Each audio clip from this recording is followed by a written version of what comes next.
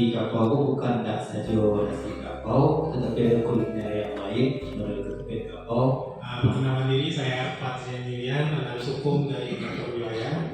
Ada Pak Ikhwan yang juga analis terkait kolektif Pak. Terkait perlindungan kolektif ini, pengawasannya memang internal. Kami cuma membantu membuat legalitas bahwa ada namanya merek yang dipakai bersama-sama oleh masyarakat Kapau. Pemiliknya itu adalah yang disahkan itu Pak. Nanti ada juga pertanyaan muncul bahwa apakah yang di luar itu dapat memakai merek ini nggak bisa diperdagangkan lagi, misalnya dibeli franchise itu nggak bisa, tapi mereka harus terhormat menjadi anggota baru bisa dipakai. Mereka pakai merek kasih Kapau ini gitu Pak. Penguatan anggota mungkin dengan musyawarah pasti anggotanya pasti bertambah, nanti saya yakin Pak gitu lah. Itu pengawasannya nggak kalah ya, mungkin dari Pak Wali Negari, nanti dari Ibu Kabit gitu Pak.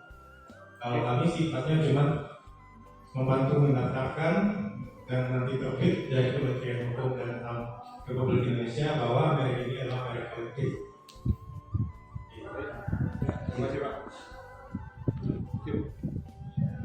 Mungkin kita Pak Farhat ya Pak Anfat ya, yang hadir mungkin yang paham betul mengenai dari kolektif ini mungkin hanya beberapa gitu yang hadir waktu acara di pameran. Mungkin kami minta penjelasan secara singkat dari Bapak tentang mungkin manfaat apa yang bisa mereka peroleh dari merek kolektif ini, mungkin dan juga hal-hal lain yang mungkin studi-studi kasus mungkin di lapangan yang mungkin bisa difasilitasi oleh Kemenkumham terkait dengan produk UMKM di Kabupaten Tangerang. Saya Ibu Ade, Pak Wali Negari dan Bapak sekalian, dan Ibu juga bahwa merek itu merupakan tanda pengenal kota.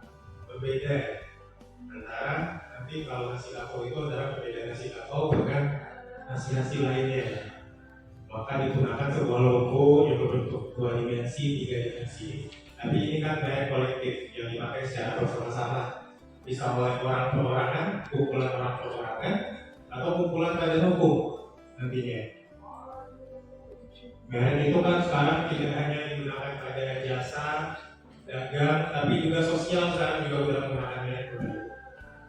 Mereka menggunakan merek untuk event sosial.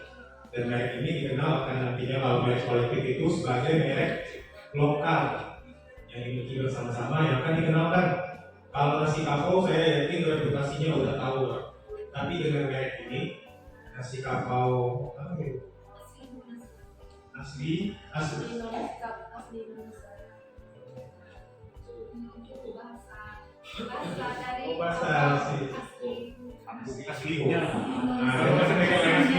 Dengan tagline seperti itu Pak, dengan merek yang seperti itu orang lebih mudah mengenal nasi Kapau.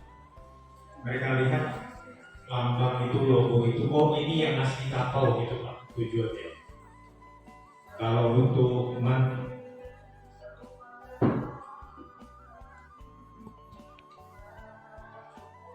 manfaatnya itu untuk memperkenalkan brand kita keluar nantinya yang memiliki sama-sama.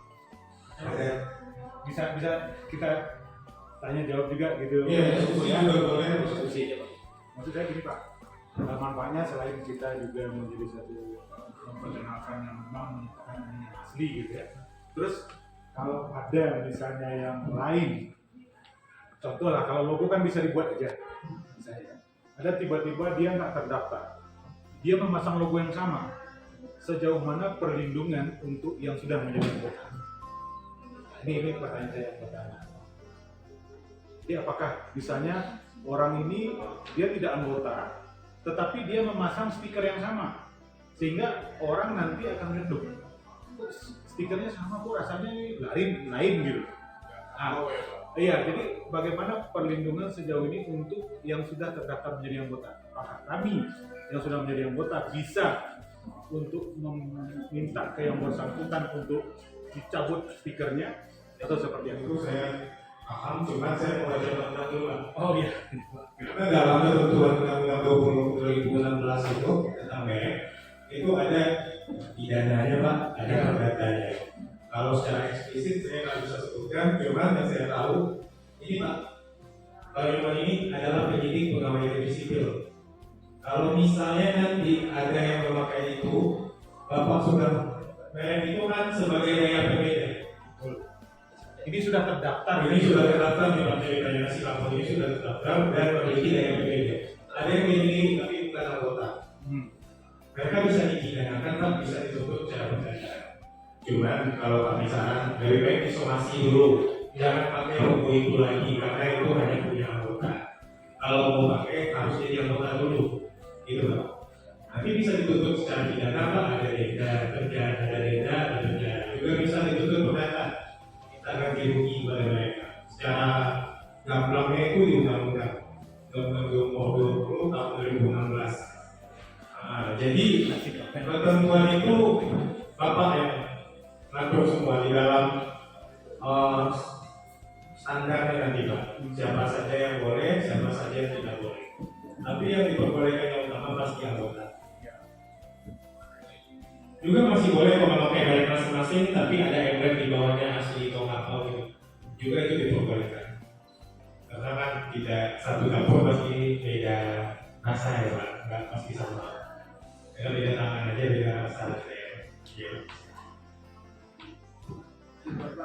Ya, masih pertanyaan dengan dari politik ini apakah mempunyai masalah berlaku? Masa berlaku merek kolektif ini kalau sudah didaftar itu 10 tahun sejak diperpanjang terus, gitu kan. Ada dua Pak yang secara komunal itu ada dua, pertama indikasi geografis, yang kedua merek kolektif.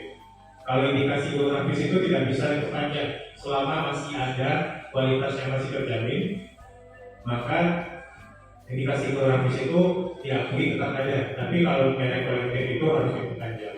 Yang indikasi geografis itu lebih ke hasil dari alam langsung Pak. Kalau makanan ini kan lebih ke olahan dari alamnya. Contoh indikasi geografis itu baik Solo yang sudah terdaftar, kemudian kita soket sampai sikek lagi proses, sama soket Selokan itu sudah terdaftar. Yang ketiga mungkin bisa ditambah nanti dengan Soloman Otogaga. Kalau itu selagi masih ada reputasi yang terjaga, itu diakui sebagai indikasi geografis, gitu Pak. Bisa diperpanjang nanti 10 tahun nanti.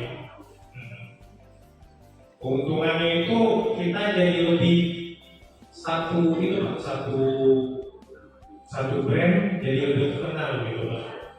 Kemudian lebih mudah mensosialisasikan brand kita. Izin dulu aja saya Di samping sekarang kita ada logo, kami mau daftarkan ini adalah kekayaan intelektual anak negeri kapal. Jadi ini memang betul-betul standar. Jadi kalau ada nanti yang mau membuat nasi kapau, ini kekayaan intelektual, dia harus belajar ke orang kapal. Jadi sekarang ini kan banyak baca ibu dari bilang makan di Jakarta. Itu pada umumnya ada orang kapal memang, tapi pada umumnya banyak yang bukan orang kapal. Bisa jadi dia dulu itu mungkin ada belajar sama orang kapal. Kalau butuhnya masih ini, oke lah, nggak begitu masalah. Tapi kadang kan dia di luar standar itu. Nah ini yang kami ini memungkinkan nggak Bu ya kira-kira nasi kapau ini adalah kami daftarkan sebagai kekayaan intelektual anak negeri kapau. Nah itu bagaimana ya prosesnya Bu gitu? Di samping yang ini kita tetap proses, tapi maksud saya yang berikutnya secara ini kita akan betul-betul kelola.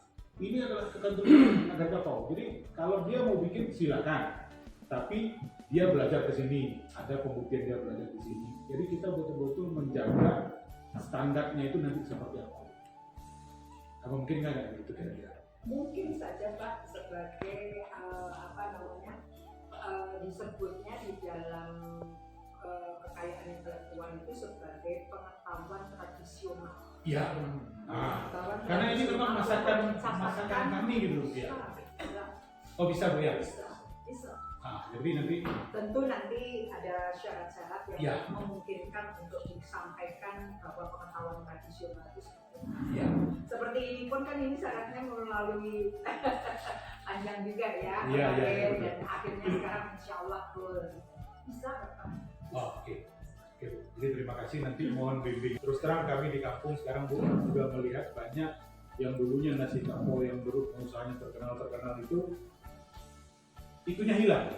Maksudnya generasi penerusnya nggak lanjutin lagi, karena kan kami di sini gini Bu, orang tua kita jualan nasi. Orang tua kita tuh menginginkan kita nggak jadi pedagang nasi lagi gitu loh. Orang kuliah, jadi nggak ada lagi lanjutin. Nah ini saya juga berharap nanti dengan ada ini, mungkin kami juga diskusi internal. Kami kepengen misalnya sekarang Bu Leti, siapa nih penerus Ibu Leti ini? Karena masing-masing tangan racikan beliau ini itu beda-beda loh Bu. Memang nasi kapau, tapi kalau Ibu nasi kapau Leti ada tersendiri khasnya. Nasi kapau Leti ada lagi dari. Jadi racikan tangan masing-masing ini kita kepengen ada yang mewarisi gitu. Itu juga bisa Pak, monggo saja. Saya malah merasa senang. Alhamdulillah ini termasuk di daerah Agam sini, termasuk ininya. Terima kasih kami sudah difasilitasi tempat maupun difasilitasi oleh semuanya Ibu Ade. Kemudian pemuka masyarakat ini menunjukkan adanya sinergitas, bahwa ini semua tidak akan mungkin terjaga, tidak akan mungkin terjalin bagus, kemudian goal dalam suatu bentuk produk maupun dalam suatu bentuk bagaimana kita menjaga warisan budaya ini kalau kita tidak sinergitas. Nah kemudian ada hal yang disampaikan oleh Bapak tadi, menurut saya luar biasa, itu sangat jarang untuk disampaikan. Apakah itu nanti masuknya ke kekayaan intelektual yang mana, bahwa tradisi itu nanti masuknya ke arah sana. Terus kemudian kalau Mbak siapa tadi, Mbak Dewi tadi menyampaikan bahwa ada manggis yang membedakan manggis juga dengan ya kan tadi ya, manggis itu juga akan nanti potensinya indikasi geografis.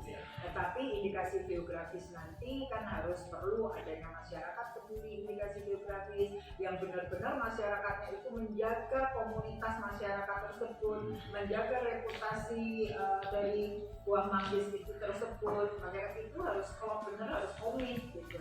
Kalau nanti pecah ini enggak. Jadinya sinergitas dulu, begitu pula dengan perdanya dan dalam hal ini sudah terwakili oleh Dinas Pariwisata. Saya dimanapun saya ketemu sama beliau berarti menunjukkan bagaimana beliau itu berjuang betul. betul-betul berjuang menurut saya. Tidak gampang juga Mbak ini, karena dulu dari Sumatera Barat juga sampai akhirnya ditarik kembali permohonannya karena belum mencapai goal, padahal kurang sebentar lagi itu bukan bilis. Dan di daerah Singkarak itu kurang satu langkah ya mungkin ya, tapi karena ketidaksinkronan ini mana yang bagus kita lanjutkan kan seperti itu tentunya pembelajaran bagus. Sampai sekarang pun itu pembeda sekali ya, bukan bilis itu cuma ya kan tidak dilanjutkan, walaupun juga tidak bisa berbuat apa. Itu saja sih Bapak, terima kasih banyak. Begitu pula dengan teman-teman yang hadir di sini semuanya, tidak bisa saya menyebutkan satu persatu. Yang beda, ayo bersama-sama. Kalau pesan dari kami, karena tugas kami adalah memberikan sama ya Mbak Ade ya, tugas kita memberikan pengetahuan maupun mensosialisasikan terus hal-hal yang positif kepada masyarakat untuk memberikan kepastian hukum kepada masyarakat. Nah kalau kepastian hukum di kami apa? Dengan didaftarkannya, apakah itu merek kolektifnya, apakah indikasi geografisnya, apakah pengetahuan tradisionalnya, itu akan legal standingnya akan terjaga secara hukum.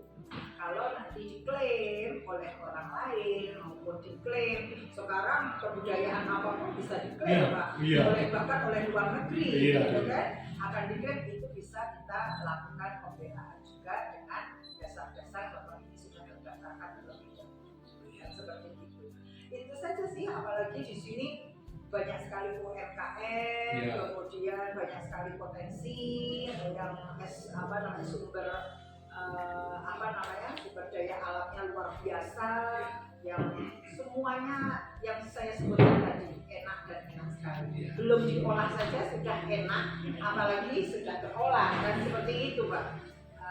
Boleh saya menyampaikan sedikit contoh, saya sampai umur saya sekarang ini sangat menyukai makanan ya itu adalah sop iga. Sop iga itu saya dimanapun saya itu pasti mencari sop iga. Ketemu yang enak Pak di Sumatera Barat karena cara pengolahan dagingnya menurut saya membuat lembut sekali. Iga itu saya nggak ngerti lagi. Kalau secara ibu-ibu biasanya di presto, di apa, tapi ini beda cara pengolahan dagingnya Sumatera Barat itu saya akui oke, gitu. Makanya di sini terkenal rendangnya, ketemu sama saya, oh cara mengolah dagingnya memang membedakan gitu. Kalau kami dari sisi dapur ya Mbak, cara mengolahnya itu kok beda, dan itu juga yang saya pelajari Pak. Saya diam-diam mempelajari bagaimana sih sebenarnya pengolahan dagingnya kok bisa sampai seperti ini. Apalagi dengan potensi nasi kapau tadi yang menurut saya ya harus tradisionalnya harus. Demikian Bapak, Ibu, terima kasih banyak. Ini ada kendala nggak di dalam pendaftarannya? Selain itu nggak ada, sudah. Alhamdulillah. Kita bersama Bapak Wali Nagari ya Pak ya, dari Kapal Pak Dodi Fata. Jadi di sini kita telah mengikuti kegiatan sosialisasi ya Pak, pendampingan untuk merek kolektif dari nasi kapau. Yang ada tadi kita lihat ada 11 anggota Pak. Jadi untuk tindak lanjutnya dari pemerintahan Nagari ke depannya dari setelah kita mengurus dan mensahkan kekayaan intelektual nantinya nasi kapau, apa tindak lanjut Bapak bersama pemerintahan Nagari Kapau. Kamal Devi Pak, Bu Devi. Dulu kan masih beberapa ini kurang nasi kapau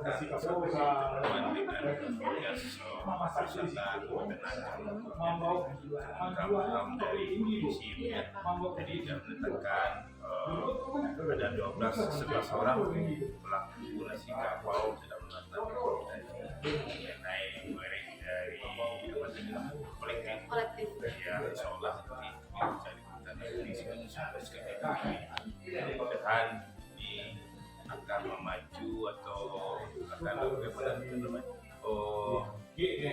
pedagang lain akan ikut di pemerintahan. Jadi akan nampak nanti memang nasi kapau ini yang pedagangnya memang orang kapau. Asli anak Nagari Kapau, anak Nagari Kapau. Jadi jika kan dari 11 orang Bapak kita ingin melakukan ada penambahan anggota yang benar-benar anak Nagari Kapau, nanti arahannya tadi bagaimana ya Pak ya? Ya itu Bu, tadi kita baru 11 soal nanti yang dia tetap pakai apa tadi standarnya tadi. Jadi inti semua nanti akan dituangkan dalam perna nagari. Iya, peraturan Nagari. Ya, peraturan nagari kita akan membuat perna standarnya nasi kapau. Jadi bagi anggota yang mau masuk kita bisa menyiapkan bentuknya sesuai yang standar kita. Iya, soalnya kan nasi kapau ini bukan di Sumatera Barat saja lagi ya, dan sanak sadonya sudah Indonesia bahkan keluar negeri kan. Jadi kita nggak mau ketika seseorang yang mencicipi pertama kali maka kecewa, oh nasi kapau ini ya rasanya gitu. Jadi ada bedanya Bu, nasi kapau dengan nasi padang. Oh iya, nasi kapau dengan nasi padang. Ya, beda. Jadi intinya kita sekarang ini di negeri kapau. Ya orang tahunya nasi kapau tapi daerah kita tahu. Iya benar. Sekalian promosi untuk daerah. Iya. Mudah-mudahan acara ini kunjung ya wisatawan atau banyak datang. Iya benar sekali, dan mereka langsung mencicip gimana rasa khas dari nasi kapau itu sendiri di daerah Kapau. Ya semoga nanti anak-anak Nagari Kapau baik yang di Ranah maupun di Rantau bersinergi juga ya Pak di dalam kegiatan ini.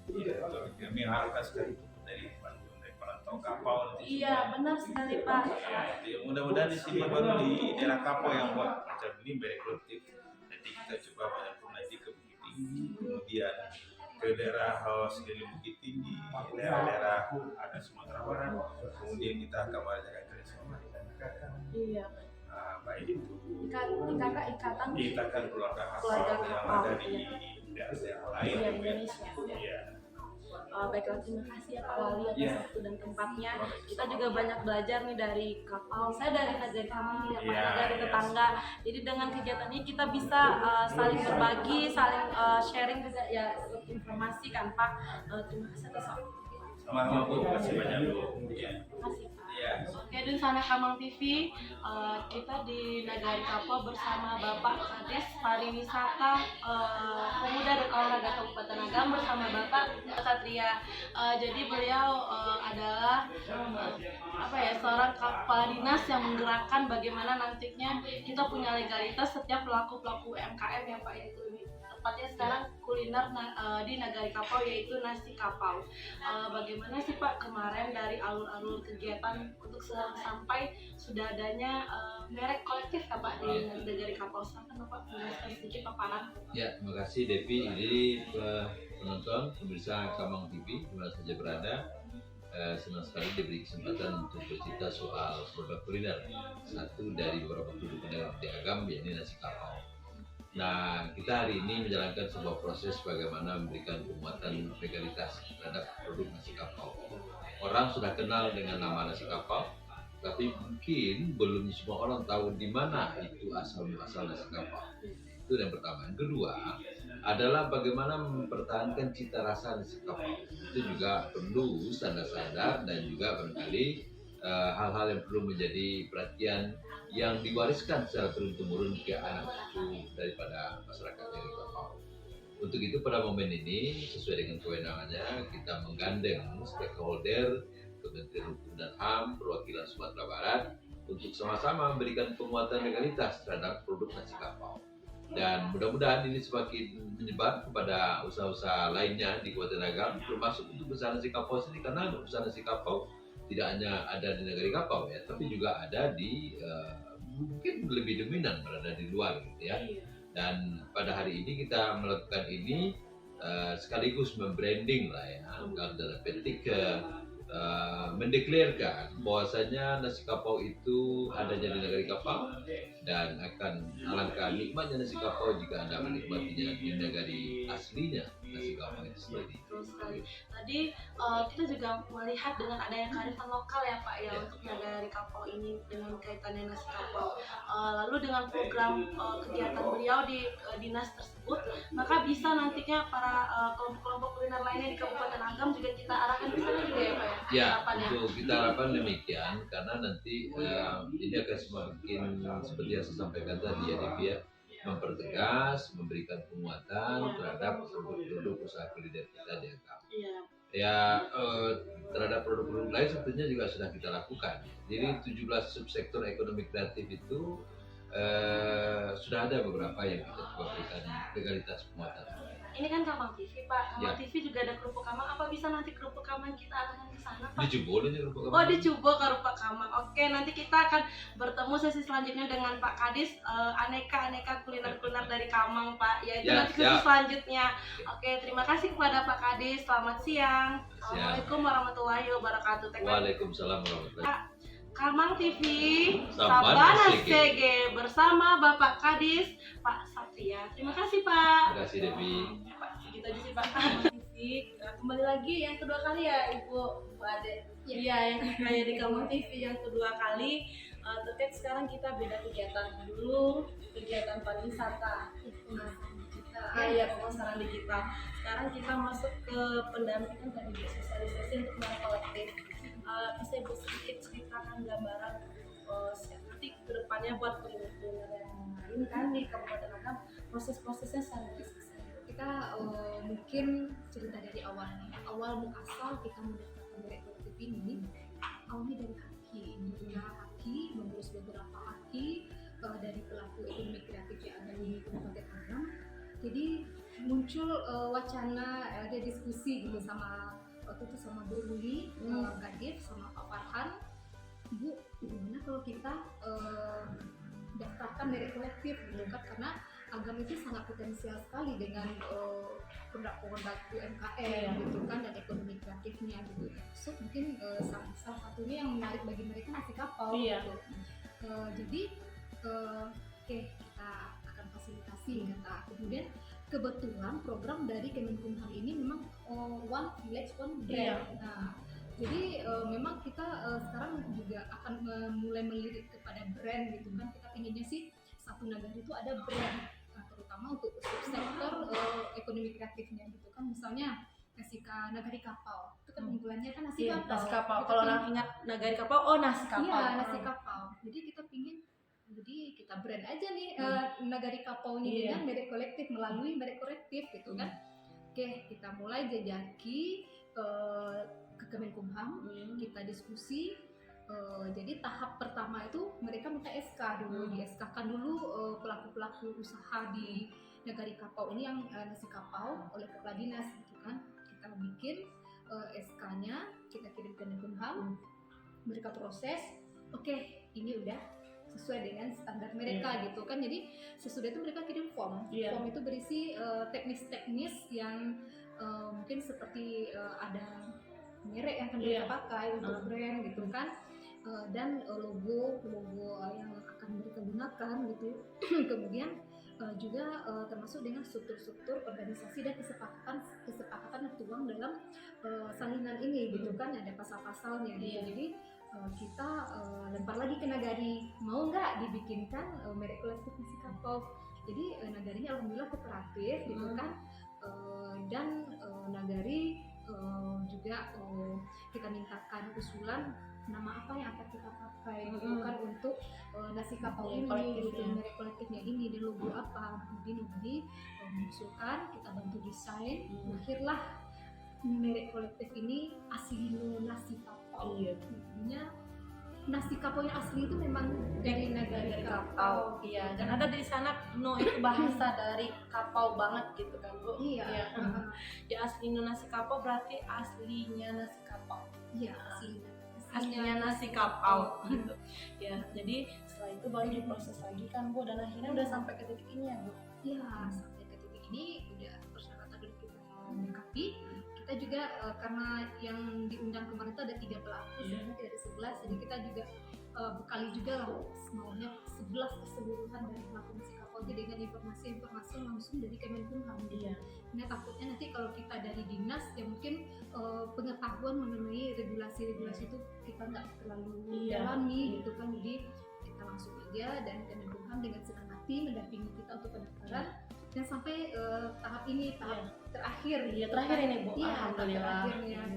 Dan insya Allah tanggal 19 Kemenkumham akan akan menyerahkan sertifikat Aslino Nasi Kapau ini kepada pemerintah daerah Kabupaten Agam. Ya, kita berharap nih menjelang tanggal 19 sudah ada halangan atau hambatan ya untuk pendaftaran dari. Berapa lama kemarin itu, Bu? Kira-kira berapa bulan prosesnya? Rasanya itu 1 bulan cuma. Oh, tidak terlalu lama karena semua pihak karena sinar tadi kata buruh tadi. Oh iya, alhamdulillah. Jadi semoga dengan adanya percontohan ya, biar lebih tepatnya untuk kapau bisa banyak nanti nagari-nagari lain yang sesuai dengan konsep tadi One Village One Brand ya, dapat dilaksanakan di pemerintahan Kabupaten Agam. Terima kasih ya, Bu Ade. Kamang TV Sabana Sege Karupa lama Sabana lama ini akan kita usahakan juga nih. Iya, Bu, yang originalnya karena ada 81 Bu pengrajin kerupuk Kamang itu ya, Bu. Jadi kita harapkan, kita tunggu informasi selanjutnya. Iya.